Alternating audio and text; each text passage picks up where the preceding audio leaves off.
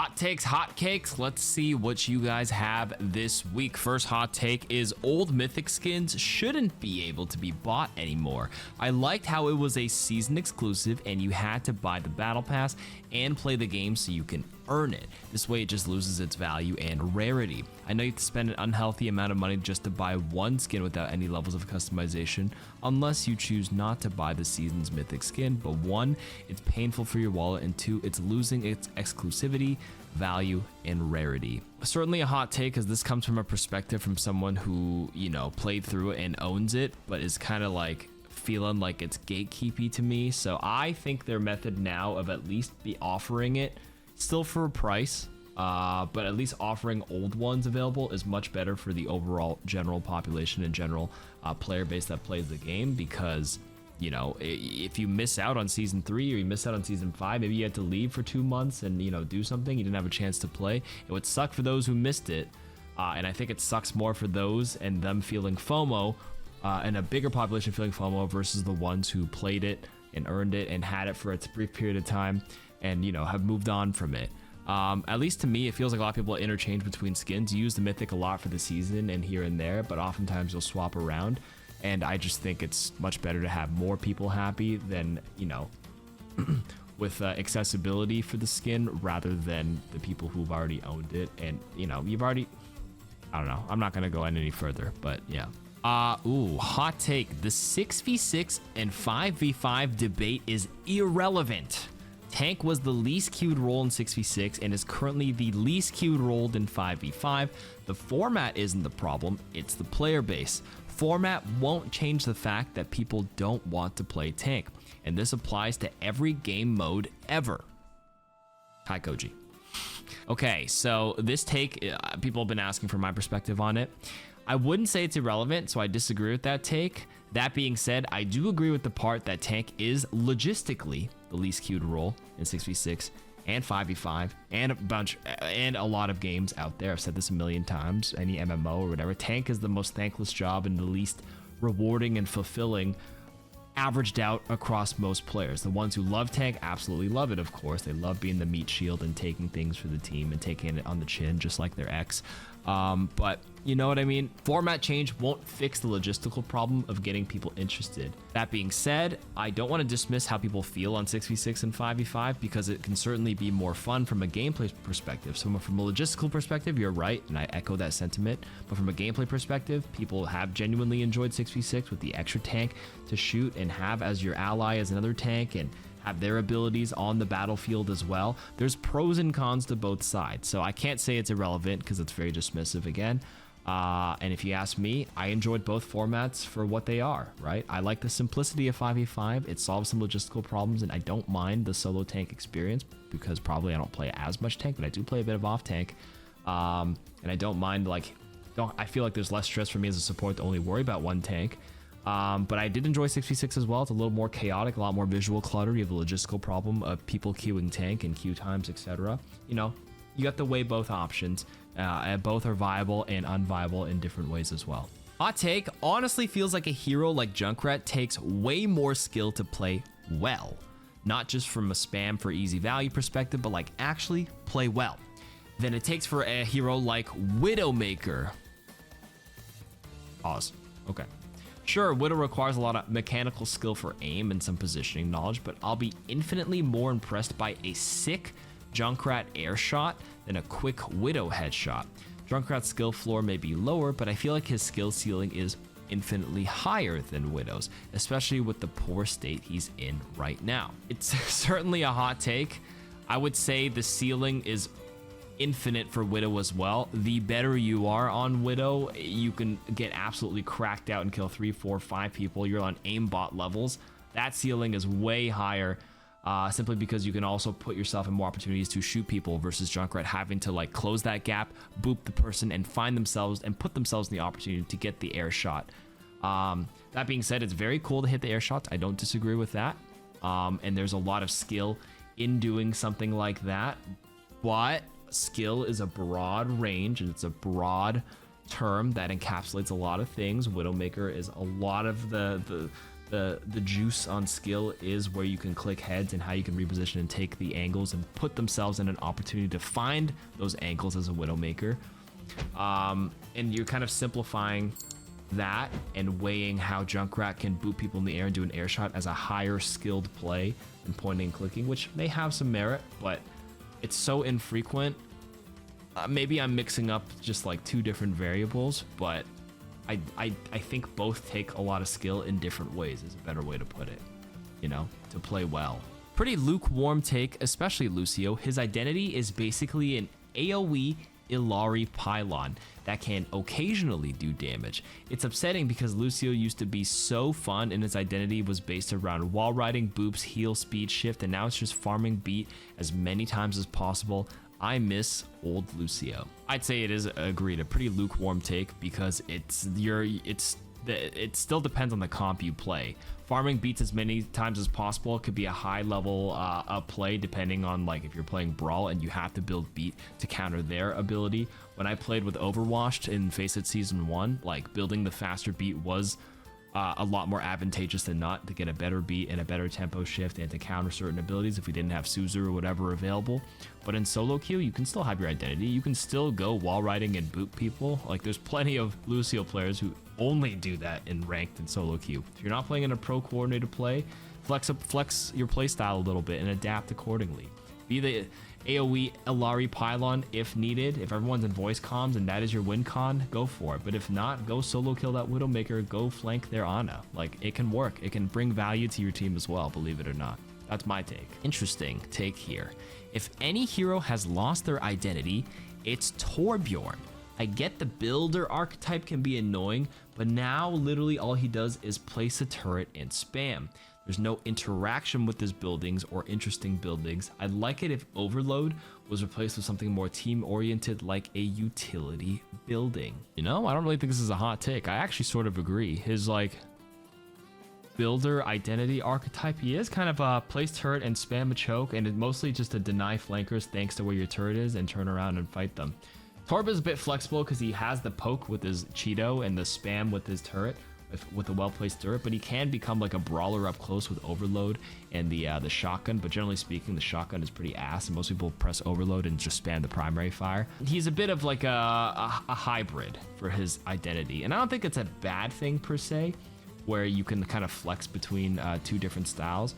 When one style's a little better, then like that's how you kind of like lean into an identity. For example, Ramatra, where he kind of just sits there and pokes in Omnic form, but then people consider him Brawl because like being a Nemesis is the more powerful form and punching people down. But for Torb, what's more powerful? Hard to say, because his poke is not bad, and then if you get up close, even his like shotgun threat and Overload up close with the primary is not bad either, but he's also a bit pokey with the thing, with his turret. Versus the Brawl. Yeah, not a true identity, but a hybrid identity is okay to me. Builder, poke, Brawl, I think that's okay. Maybe there can be more interesting things to do with his buildings, like you suggest, to make them more fun. But the idea of being a hybrid is not a bad idea in my eyes. But again, working on some more things to make them more fun could be something to be looked at. Agreed. Hot take, Mercy's GA cooldown nerf was unnecessary and punishes her biggest skill expression, even more so for those micro movements where you just GA and then slingshot behind a wall or something.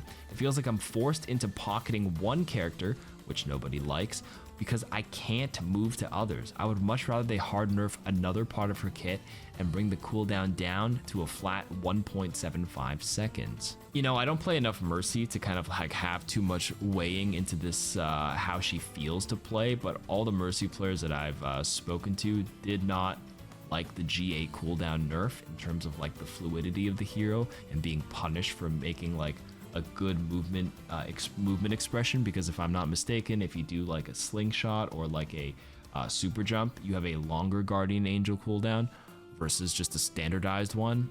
I think they could go with the standardized one to make it like okay and more consistent for the Mercy players, but also for the opposing players. One of the reasons why I believe it was nerfed for those like slingshot and super jump techs is because other players not Mercy were complaining about how she was able to fly and she was unkillable if she does all these crazy movements. But I've never agreed with that take, simply because like I think that's what she needs. Like she doesn't really fight back with her Barbie Blaster that often, right? Unless you're really bad and caught out of position and she's in Valk. So I think it should be fine that she's allowed to like have some fun movement. Like have you seen how Lucio players can move too? Like if a Mercy can super jump and like pivot around cover and stuff, I think that's part of it. Like she doesn't have any offensive capabilities besides like pocketing someone or, you know, damage boosting them. So like I've always felt like they could give her that. I've never been one to complain about that. So I mean, I don't think it's a hot take. I think it wasn't necessary. Standardize it, or maybe make it a little bit longer, but standardize it to 2 seconds, or a flat 1.75 seconds, like you said, instead of the 2.5. Yeah. Here's my hot take. Stop buffing damage and healing. They upped HP to lower the TTK and healing speed, and then immediately started upping damage and healing. Damage does include factors like weapon spread, etc. Maybe I'm misremembering, but I don't think they necessarily upped HP to lower TTK, but they did it to specifically target burst damage. And the counter argument to that was that just nerf the burst damage itself. Like Junkrat's, like they didn't want Junkrat one shot, they didn't want Hanzo one shot, so they buffed HP. Then people were like, why don't you nerf that? But then it's because they compensated that as well by adding like bigger projectile sizes to make the game more accessible and make things easier to hit to get people more dopamine. So it kind of neutralizes it, but makes bullets more satisfying. So you're hitting people more often, even though TTK actually stayed the same, apart from a couple of burst heroes. That being said, they have upped some damage and healing. There's certainly power creep on all the tanks in this recent patch, but there have always been some nerfs and buffs to other heroes. Like Sojourn definitely got nerfed a lot since season 9. Who else got nerfed? Sombra's virus and stuff does a lot less damage now, if I'm not mistaken. But it's mostly tanks for sure. Are power creeped a bit. I mean, you can't completely stop buffing damage and healing. You're iterating off the game little by little, hopefully. But this one, they definitely swung for the fences. But yeah. Hot take, Hanzo isn't bad without his one shot. You just need to change the way you think about his playstyle. I think we answered this last week as well, and many weeks as well. But I agree, he's not terrible, but he's a little bit more niche. I think other heroes do his job a little better, but he has his places and times depending on the player and the skill level. You can burst and you can still one shot if they're not at full HP, which can happen. A lot of people do take random chip damage in this game, and you'll find opportunities to. It just feels bad for the Hanzo players the moment you do get a clean headshot on somebody, 240, and they live and you can't hit that second shot. That can suck. But I think those situations that happen are pretty rare. They are impactful, but they're a lot more rare than more often than not. So he's definitely net weaker, but he's still acceptable. And with more players getting their HP cut down more and more each time, like Pharah's in kill range now, 225. A little hard to hit though, but 225. A Tracer is still threatened. Widow is threatened. Baby Diva. You got a couple of options. Ooh, interesting hot take here. High mobility tanks are the reason tanks are unbalanceable. It's so hard to balance the tank v tank matchup when some of them can too easily get away. Tanks by nature should have less mobility compared to other roles. I think this is a little too linear. I think this is a pretty hot take, and I don't necessarily agree with this. Tanks are like balanceable to some capacity. I think it's the fun and the frustration and pain points that are more of a highlight than like raw power and input. Like they're balanced in terms of like they offer value to the team for sure, but the biggest pain point is people feeling like they don't offer value when they get countered or whatever. Even though they kind of are by simply existing and taking space, they are adding value to the team. It just doesn't feel good in some of them. And to counteract and balance mobility, you have to give them glaring weaknesses. If they lack mobility, they shouldn't have long range. And that's kind of like how Doom and Ball and Diva and Winston are. If they're not within like 5 meters of you, their gun should have spread. Like Diva has a shotgun spread, Winston Tesla Cannon has a limit, Doomfist hand cannon has a bit of spread, so does Hammond or Ball if he's like past a certain distance. So they have to use their mobility to close the gap to be strong. But everybody else can be very strong without it, apart from Ryan, but he has to use his charge to get in and brawl. But if he's brawling, he does way more, like 3 swings and you're dead, versus Winston's damage numbers, TTK is way slower than Ryan's. Everything has a balance, give or take, certain strengths, certain weaknesses. So I don't think it's the right way to say, I don't think it's right to say they're unbalanceable simply because of mobility. Mobility is just one of the archetypes and aspects and approaches and abilities that you can put on a tank, but you just have to compensate accordingly with other glaring weaknesses. And that's the more difficult thing you can tackle. More difficult thing to tackle rather than just mobility being the problem. Hot take, boops are way more annoying and frustrating to play against than CC. Both getting booped all around the map or dying because a freaking Helix rocket or Zarya right click effed up the timing for you to go back into cover by randomly booping you from it by 0.3 meters away must be some of the most frustrating experiences in the game. It's a pretty hot take because I can think of a million more frustrating experiences than getting knocked a tiny little bit from a small boop. It's like a small nice to have for Zarya and the Helix rocket and stuff, but I don't think they're game-changing boops by any means. Like a Pharah boop is way more frustrating when I fall off the map from that, or a Lucio than a tiny little one. I think the tiny ones are fine and adds a little fun element and skill element for a soldier or a Zarya. If you do a slight boop to one side and you know where to track them, same with Helix. And you can mitigate some of the boops, but if you are jumping in midair, you do get booped a little bit more, but it's like, it's a pretty whatever. It's interesting how you find that to be a lot worse than other things in the game. I've answered this before, but let's do it again.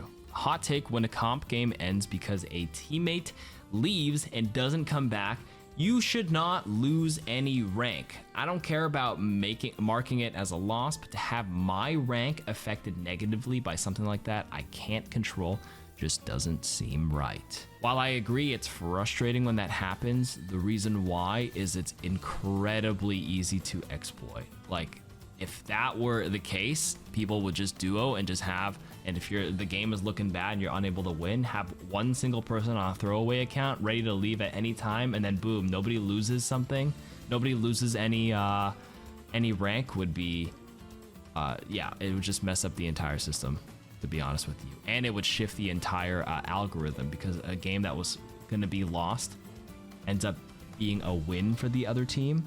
Right? If they win and they gain, but you had no loss, it kind of shifts the entire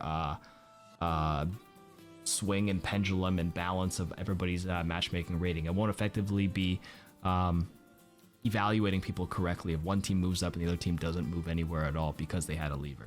That makes sense? Last one, hot question mark take. The legacy comp point system will make a lot more sense once February 2025 rolls around and another new skin is hopefully introduced. The whole point of it working this way is so that the new skin is impressive to both new and old players alike, along with being something to actually play for. Jade weapons wouldn't have been nearly as cool if dedicated players had half of them the moment they released. Once points reset and Jade is shoved into the locker with gold, you'll be able to get them with legacy points, which I think is a fine design choice. I do think this is a hot take. I am one of those people that can like buy a lot of Jade weapons off the rip because I've been banking competitive points because I own them all, because I've been playing this game full time for like 8 years as a job, right? But I think even though there's a lot of people that could have held Jade weapons, I don't think it would have lost any of its allure or like legitimacy or as cool as it is, because if every year they're consistently adding new colored weapons, by next year or the third year, even people who've been playing full time, it took me like 5 years to get all the gold weapons, to get all Jade, and then all of a sudden in a year later there's all like ruby or sapphire weapons. There's no way that's going to be like humanly possible, and I think you can still play off of that and still give people the accessibility right away to buy whatever color they prefer. So I don't like that design choice, so I do think this is a little bit of a hot take. Like I get why Blizzard did it for the FOMO and for the reasons you pointed out. It makes sense from a business perspective, but from a player perspective, it doesn't feel good. So that's all. Anyways, I think that's it for the hot takes this week. Thanks for listening. See you next week. Leave some more in the comments. Peace.